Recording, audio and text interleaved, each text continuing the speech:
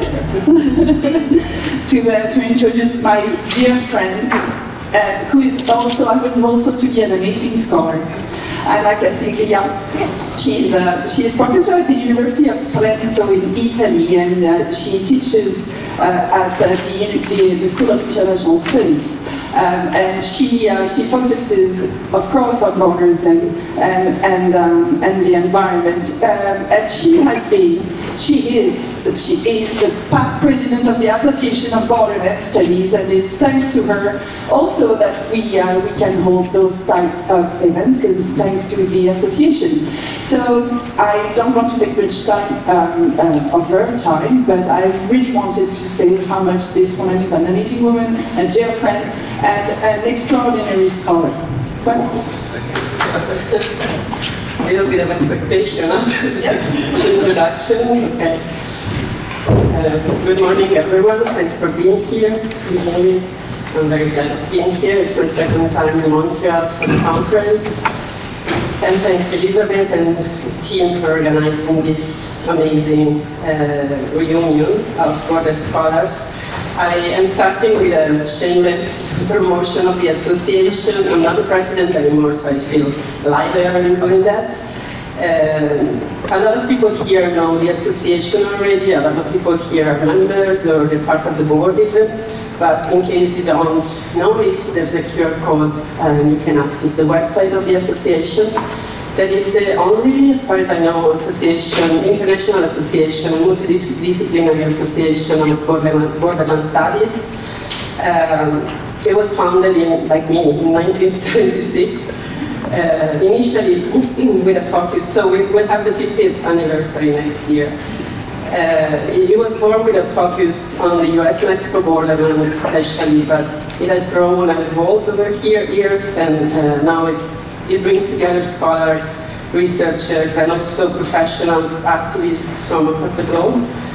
And we have an annual meeting held in the US and world meeting that we hold every 4 years in different places. So feel free to join the association. There's also a journal called the Journal of Borderland Studies that is the primary publication of the association, and it is published 6 times a year. We'll be soon looking for new editors of the journal if you're interested. And yeah, that's it about the ABS, I think. And I'm also happy I was able to come here because we had the annual meeting of the association about a month ago in Seattle, and I know that a lot of Canadian scholars could not go or decided not to go for obvious reasons, so I'm glad that I can be here and meet them in this occasion. So, enough with promotion. In preparing this speech, I have been reflecting on borders and bordering processes through a feminist lens. And this exercise has soon led to the inclusion of concepts such as territory, concepts other than borders, such as that of territory. And I ended up thinking and reading also about geopolitical and intimate violence, war, peace, and about the way we conceptualize our relationship with space more in general. This reflection was very much influenced, of course, by the present time and the global political scenario that is dominated by very masculine geopolitical rhetoric and actions. In addition, I think that in critical border studies, sometimes we tend to overlook the territorial component of borders and bordering processes, and certain conceptualization of territory tend to be given for granted. All of this reasoning connects to a broader reflection that I started a few months ago on the so-called return of geopolitics, on peace and war, in the context of today's increasing militarization and confrontational and aggressive logics of international relations. Peace, like war, is a spatial process, and as such, it is deeply connected to territory, territoriality, and borders. It is a contested spatial process. In relation to territory, the idea of peace is often understood as the absence of war, or as a form of security within nation states or between nation states. Therefore, peace is often understood and often coincides with border stability and border defense. This very particular idea of peace, closely tied to territory as a political technology, has become pervasive, despite being a specific notion of modern liberal peace that actually developed through colonialism and war. But this modern liberal peace, that is the absence of war within and between states, often reflects either the victory of one group over another, the repression of dissent against injustice, or even entrenched hierarchies of patriarchal, racist and capitalist exploitation, none of which should be considered a form of peace at all. This conceptualization of peace also fails to account for the permanent state of conflict that Western societies maintain towards racialized, impoverished, and marginalized people, including migrants. Nor does it consider the exploitation of resources and nature that this form of peace requires in order to be sustained. This state-centered approach to peace has, in fact, been criticized for reproducing racist and patriarchal power relations, while also rendering invisible alternative notions and lived experiences of peace, which I will go back at the end of this presentation. So I wonder, how do we resist? How do we contest and create alternatives to hegemonic heteropatriarchal conceptualizations of geopolitics, of territory, borders, war and peace, domination and violence?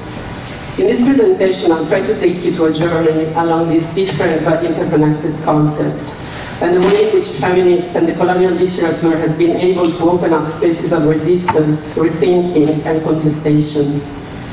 To begin with territory, this is a concept that has been traditionally understood as the bounded units that result from the efforts of human beings and their institutions to control space. Territory is now regarded as a diverse and dynamic practice, a complex political technology, and a social construction, a discursive strategy, or a process that is continuously articulated between opposing tendencies of deterritorialization and reterritorialization, which have a lot to do with borders and bordering processes, of course.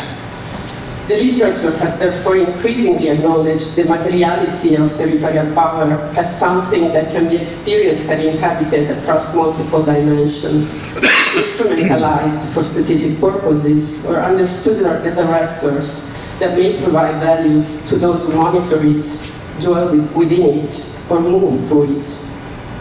There remains, however, a need to diversify approaches to territory, and feminist perspectives offer a constructive and important means of doing so.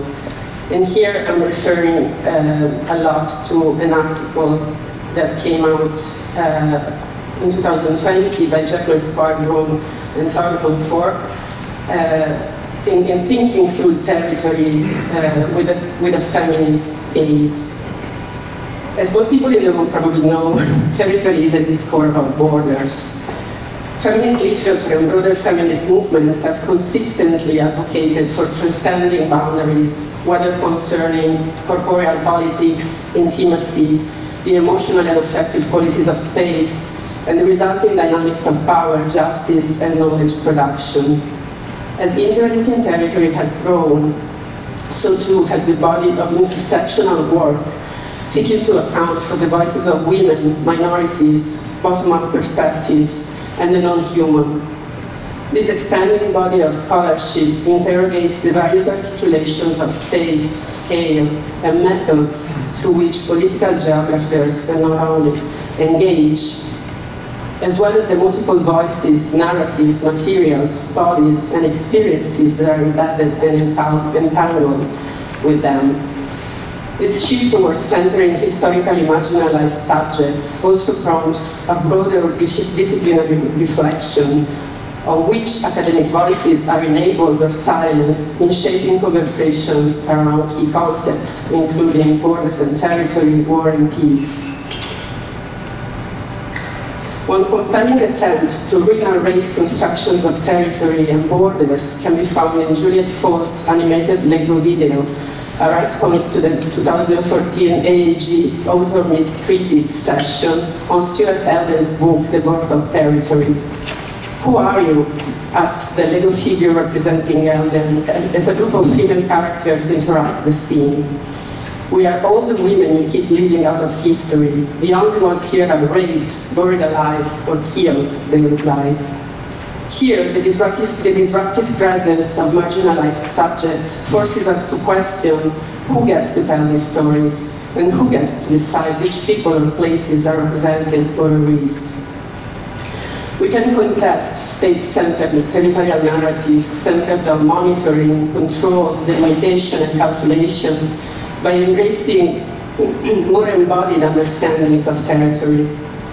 Grounded in territorial materiality, affect, and multiple ways of knowing and narrating. This also invites us to recognize territorial practices beyond the human. Imagine how different our understanding of territory would be if, instead of starting with maps, weapons, or war, we began with bird songs. Bird song is a form of territorial constitution. Birds use it to locate themselves, to define and signal territory, to communicate specific information.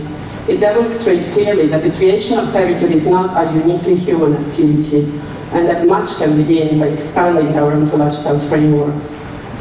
Territory and borders are not fixed, natural entities, but they are historically, materially, and culturally contingent formations.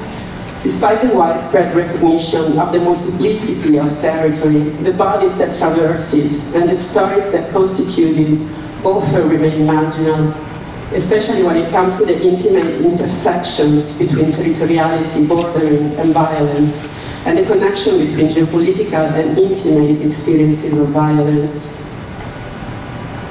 Bernardine Evaristo's poem, Heart of Exile, Looking for Kwaku, from 2000, presented in the same article by Jacqueline Swarton, illustrates the violent materiality of colonial territoriality. The author imagines a ghostly blue-veined hand drawing trench-closed maps on her ancestral home. Satellite the world of cartographers, betraying landmass so the nerve center is grander than the subject body, Your Majesty. Earth's sphere made one dimension on my injured map, new borders of 70.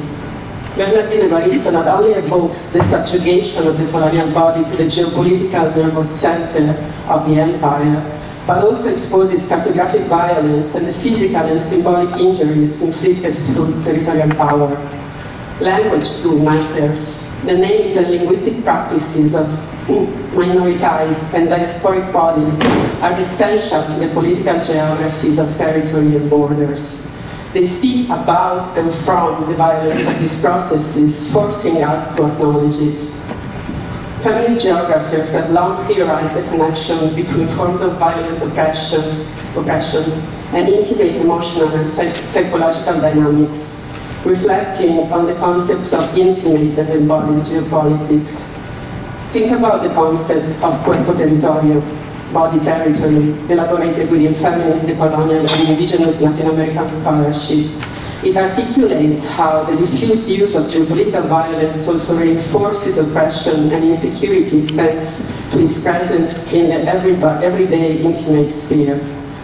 The special hierarchy between the global and the intimate disappears when we consider how violence penetrates both scales, creating an overall structure of oppression and inequality, but also a space for resistance that transcends scales. From the seminal work of Gloria Anzaldúa to more recent accounts of embodied border experiences, feminist literature has enabled a nuanced understanding of borders as sites of negotiation and tension, and has revisited the margins beyond center-periphery dichotomies. In thinking of a borderland, Anzaldúa tells us, it is a constant state of transition. The prohibited and forbidden are its inhabitants, those who cross over, pass over, or go through the confines of the normal. Ambivalence and unrest reside there, and death is no stranger. For her, to live in the borderlands means you are neither Hispana, India Negra, Española, ni Gabacha, eres mestiza, mulata, half-breed. You're half and half, both woman and man, neither, a new gender. In the borderlands, you are the battleground where enemies are kin to each other. My reflections have also been informed by the work of Maria Lugones and her discussion of the term separation and the concept of purity and impurity. Maria Lugones sees the colonial thought as the only real path to living beyond systems of oppression. She invites us to ask questions that lead towards feminist practices of resistance, practices that start from the margins and have the power to challenge and transform our own categories. This transformation doesn't happen only through theory or words, but through changes in how we live, how we meet others, and how we learn to respect differences. It's a continuous process of unlearning the values of capitalist and colonial modernity. And here you have a list of what she calls practice of festive resistance, metamorphosis, transformation. Naturally, this connects to bell hooks and their rethinking of the margin as a strategic site of resistance, reflection, and radical possibility that I think is central in this discussion of borders and territory against an idea of the margins as a site of deprivation, exclusion, and subordination. Bell hooks proposes inhabiting the margin not as a place of exclusion, but as a political and epistemological choice, a space of radical openness and possibility. From the margin, one can critically observe the center without being absorbed by it. One can develop counter-narratives and can create alternative forms of knowledge grounded in lived experiences of oppression. This vision has deeply influenced feminist and postcolonial geography, encouraging a rethinking of space as effective, symbolic, and political, and as a site of resistance and transformation. Border policies and migration regimes drastically limit the agency of migrant bodies. The margin can thus also be understood as the place where this lack is most deeply felt, but also where a politics of desire and change can emerge. The political and epistemic act of speaking out refers to the process of claiming the right to speak and be heard. It invites reflection on whose voices are visible, whose stories matter, and how subaltern speech always constitutes an act of resistance. To conclude, let us return to the false dichotomy of war and peace. Addressing the crisis of modernity and the return of geopolitics requires radical ruptures with modern institutional structures, and perspectives from the margins are key to imagine this rupture. This alternative is not a mere utopia. It can be seen in some contemporary social movements, such as autonomous communities or forms of eco-social resistance. I am thinking of Palestinian people and Palestinian women more specifically. I am thinking of Rojava experimentation of social ecology and ecofeminism, of indigenous collective continuance and resistance to colonial eco-social violence. Peace cannot exist until it is everywhere and for everybody.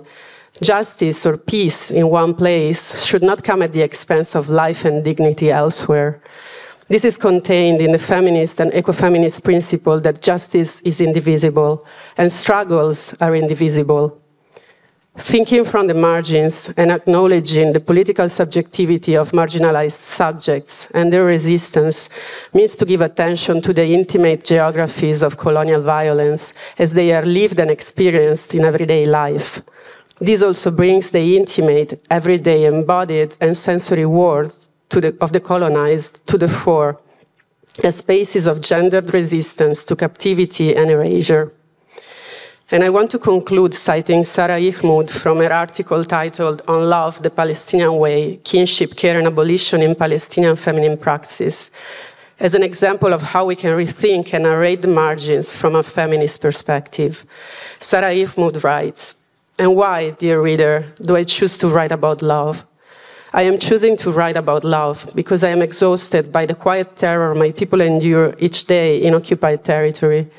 I choose to write about love because some nights I still awaken, heart racing, palms sweating, hearing the hum of helicopters overhead, as if it were only yesterday the soldiers invaded my building in the old city, dragging my neighbor away into the darkness of night. I am writing about love because I am tired of writing about death. I am exasperated as a Palestinian woman that the violence we must face is not only in the hands of my colonizer, but also in the hands of patriarchal authorities in my community.